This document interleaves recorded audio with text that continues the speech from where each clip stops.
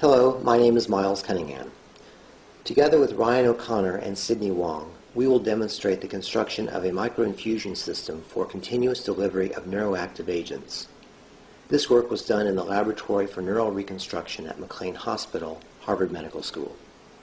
We would like to thank the Sidney R. Bear Foundation and NARSAD for their generous support.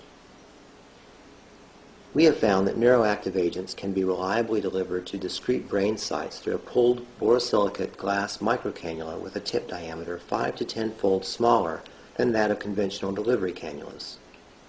In this slide, we show a commonly used stainless steel infusion cannula next to a microcannula we fabricated here in this laboratory. This reduction in size of the delivery cannula translates into a dramatic reduction in trauma to the brain region being studied.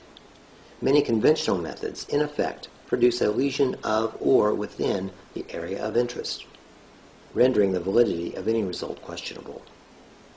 You can see here in panel A the amount of disruption to the local area caused by a 0.32 millimeter cannula when compared to a 50 micron cannula in panel B.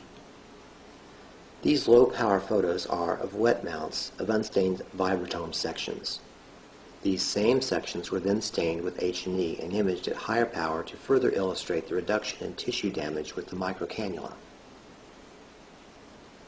The components of the microinfusion system are an Alzette mini osmotic pump with its stainless steel flow modulator in which the flange has been removed, 2 to 3 centimeters of polyethylene tubing, a custom-made borosilicate microcannula, and a 28-gauge guide wire.